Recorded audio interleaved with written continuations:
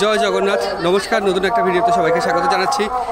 আজকে রথযাত্রার দিনে দীঘাতে দাঁড়িয়ে বাংলার এত বড় একটা মন্দির, পুরীর আদলে তৈরি করা একটা মন্দির, জগন্নাথ মন্দির। আজকে প্রথম রথযাত্রা জগন্নাথ মন্দিরের উদ্বোধনের পর থেকেই প্রত্যেক বাঙালির একটা আবেগ জুড়ে রয়েছে এখানে। দ্বন্দ্ব, দ্বিধা সমস্ত কিছুর অবসান ঘটিয়ে আজকে পুরো রথযাত্রার বিষয়টা আপনাদের ঘুরে দেখাবো। রথ কীভাবে সেজেছে এবং মন্দির কেমনভাবে সেজেছে, কত ভক্তের ভিড় আছে, প্রচুর ভক্তের ভিড়। দেখতে থাকুন, আশা করি ভালো লাগবে।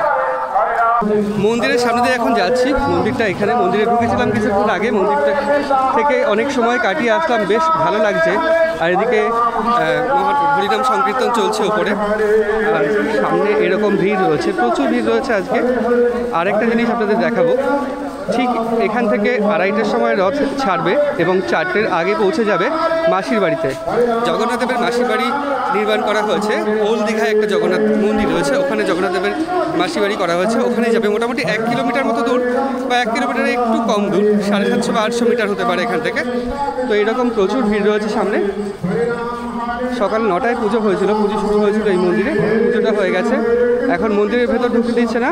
এখন এইখান থেকে রথ ছাড়বে ঠিক 2:30টার সময়, আর কিছুক্ষণ পরে। আর এইরকম ভিড় রয়েছে, আর সিকিউরিটি রয়েছে বেশ ভালো, প্রচুর ভিড় রয়েছে এদিকে। ওই পর্যন্ত যেতে দিচ্ছে, আর যেতে দিচ্ছে না। আমি তাও আপনাদের দেখানোর চেষ্টা করছি সামনে গিয়ে।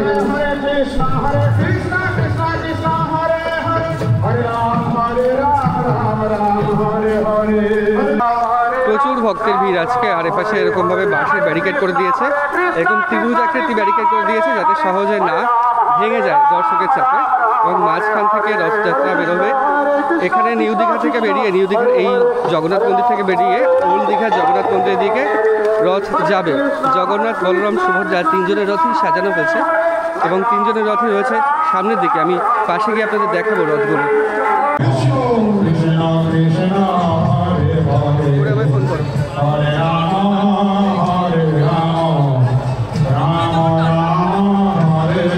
প্রচুর ভক্তের ভিড় ওখানে।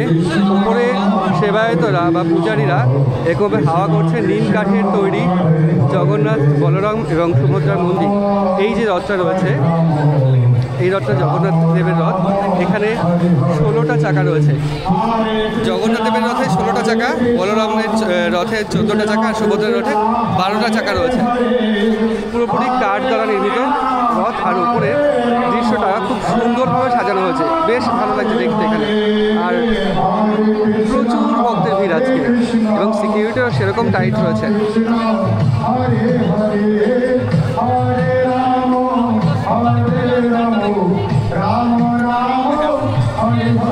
প্রচুর ভক্তের ভিড় আজকে এখানে, কয়েক লক্ষ লোক রয়েছে আজকে এখানে, প্রচুর ভক্তের ভিড়। আর মন্দিরের ঠিক সামনে রাস্তার উল্টো দিকে এরকম একটা সুন্দর স্থান করা রয়েছে। এখানে পদ্ম ফুলের গাছ লাগানো রয়েছে জলের মধ্যে। মন্দিরের ভেতরে একটা রয়েছে। আর এখান থেকে ঠিক রথের সামনে চলে এসেছি। জগন্নাথ, বলরাম, সুভদ্রা 3 জনের জন্য 3টে রথের ব্যবস্থা করা হয়েছে। এইখান থেকে জগন্নাথ দেবের মূর্তি দেখা যাচ্ছে, যেটা নিম কাঠের তৈরি মূর্তি, এখান থেকে দেখা যাচ্ছে সামনের দিক থেকে। আর আরেকটু সামনে গেলে বলরাম এবং সুভদ্রার রথটা আমরা দেখতে পারবো। প্রচুর ভিড়, প্রচুর মানুষ এসেছে, প্রচুর দূর দূরান্ত থেকেও এসেছে।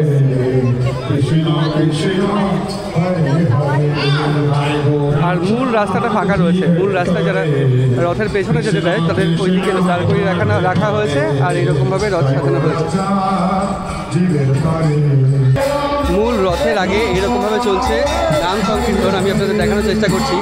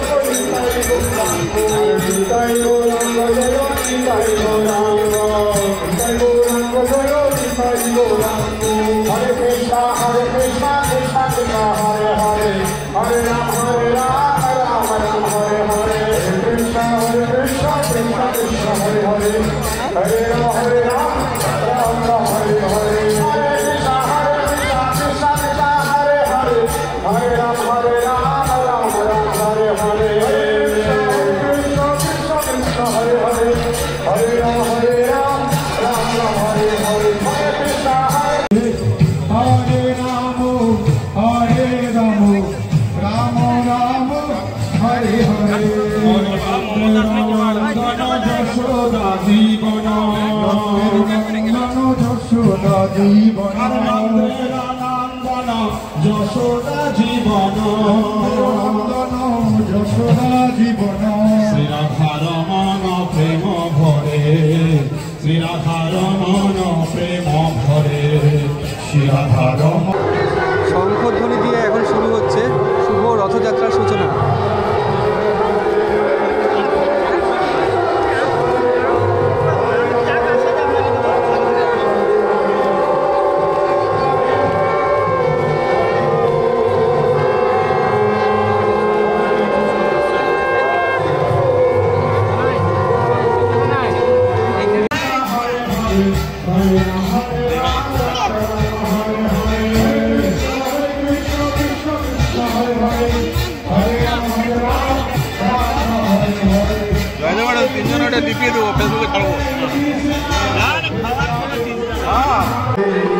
সারিবদ্ধভাবে সবাই দাঁড়িয়ে আছে দুই দিকে।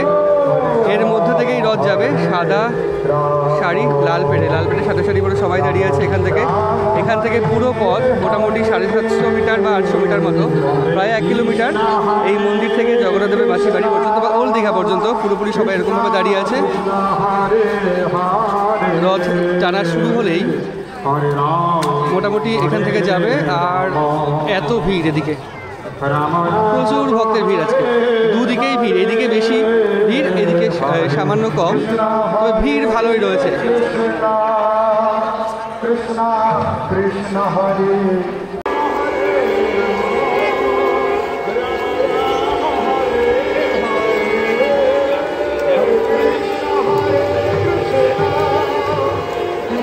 হাত ক্যামেরা রয়েছে।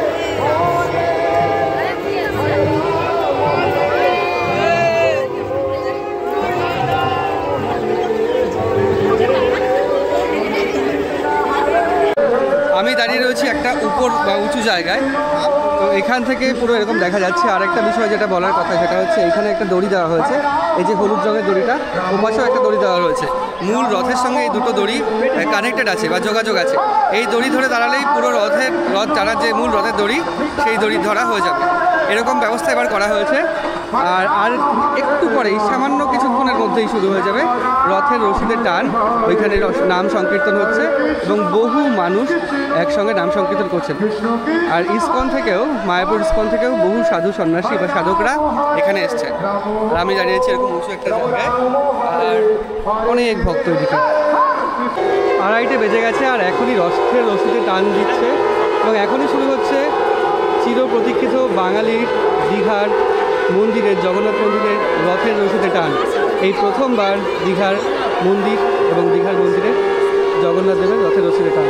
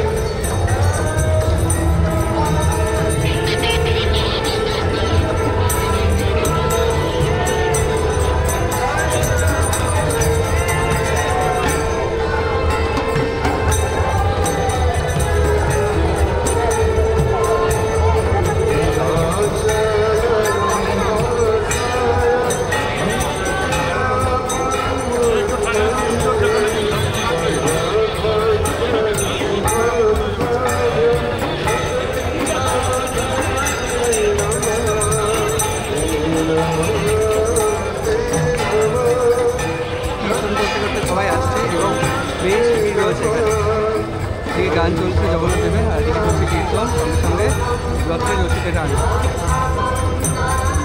মোটামুটি 750 মিটার যেতে বা 800 মিটার যেতে সময় নেবে 1.5 ঘন্টা। ঠিক 4টের সময় শেষ হবে। আর 14 নম্বর গেট পার হলে এটা জনসাধারণের জন্য খুলে দেওয়া হবে। তখন রথের পেছনে পেছনে সবাই যেতে পারে।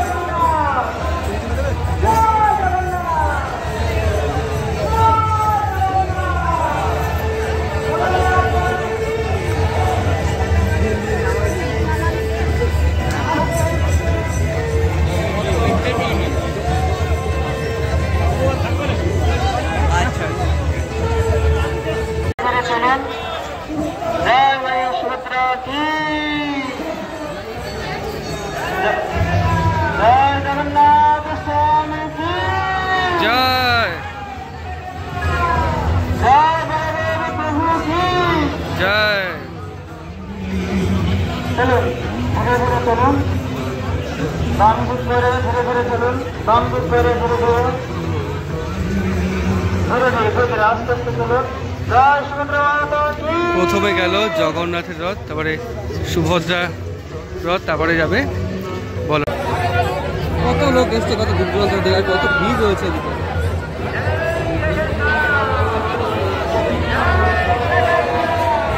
এদিকেও যেমন ভিড় রয়েছে, এর পেছনেও রয়েছে তেমন ভিড়।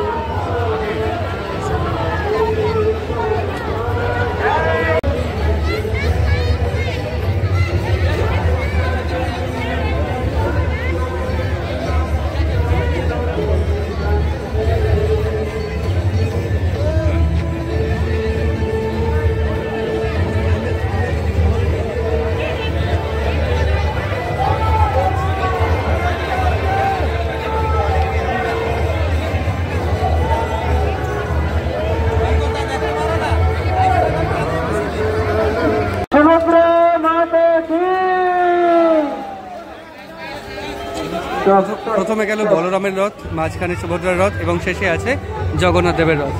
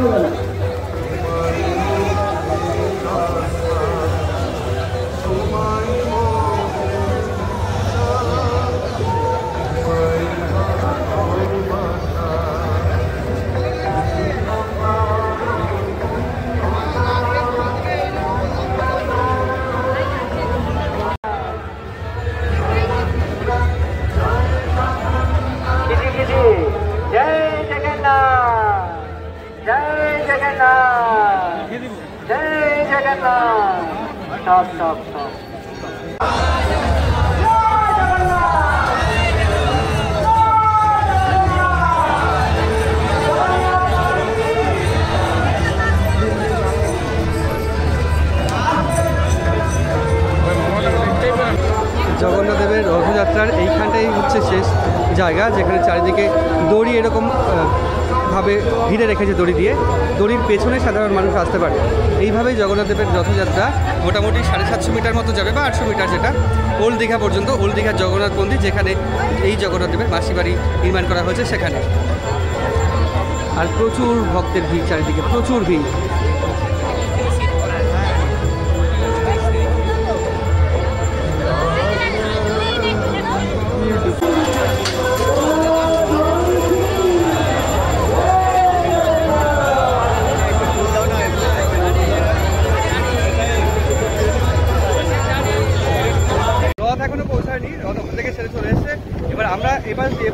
সমুদ্রের পাড় ধরে চলে আসলাম জগন্নাথ দেবের মাসি বাড়ির ওদিকে। সমুদ্রের পাড় ধরে পুরো নতুন যে ঘাটটা হয়েছে মহাপ্রভু ঘাট, ওইখান থেকে চলে আসলাম এইদিকে। আমরা যাব এখন তার মাসি বাড়ির দিকে। কীভাবে সাজানো হয়েছে, কতটা সুন্দর লাগছে, সেটাই আপনাদের দেখ। তবে এখানে রথ পৌঁছাতে প্রায় 4টে, 4:30 এরকম বাজবে। এটাই হচ্ছে জগন্নাথ দেবের মাসি বাড়ি করা হয়েছে। এটা হচ্ছে পুরনো জগন্নাথ মন্দির, ওল্ড দীঘা যেটা অবস্থিত। সেই ওল্ড দীঘায় অবস্থিত পুরনো জগন্নাথ মন্দির হচ্ছে এখানেই মাসি বাড়িটা করা হয়েছে। এখানেই রথ নিয়ে একটু পরে আসবে, এবং এর ভেতরে কাঠ নির্মিত জগন্নাথ বলরাম সুভদ্রার মূর্তি রয়েছে। এবং এখানে আগে থেকে অনেক মানুষ চলে এসেছেন, যারা ওইখানে দেখতে পারেননি তারা। আর মোটামুটি এখানেই আসবে বেশ কিছুক্ষণ পরে রথ। অবশেষে রথযাত্রার পুরো একদম শেষে মুখ্যমন্ত্রী মমতা বন্দ্যোপাধ্যায় আসছেন কাসর বাজাতে বাজাতে এবং সাধু সন্তদের সাথে। এইরকমভাবেই পুরোপুরি ওই 800 মিটার বা 1 কিলোমিটার মতো যাবেন উনি। রথের পেছনে পেছনে এই সাধু সন্তদের সঙ্গেই জগন্নাথ দেবের মাসি বাড়ি পর্যন্ত।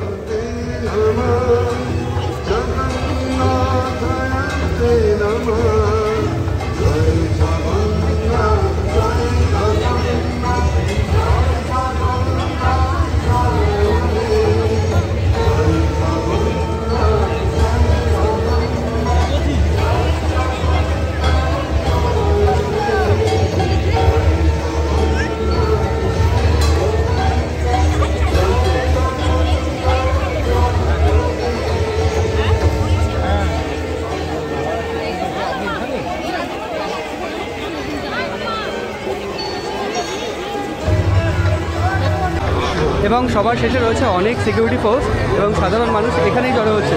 তবে কিছু মানুষ ওই দিকে চলে গেছে, জগন্নাথ দেবের মাসি বাড়ি যেখানে, সেখানে আগে থেকেই চলে গেছে, যারা এখানে দেখতে পায়নি বা সামনে থেকে দেখতে পায়নি। এবং সামনে এরকমভাবে সিকিউরিটি ফোর্সেস নিয়ন্ত্রণ করতে করতে এগিয়ে চলেছে সামনে।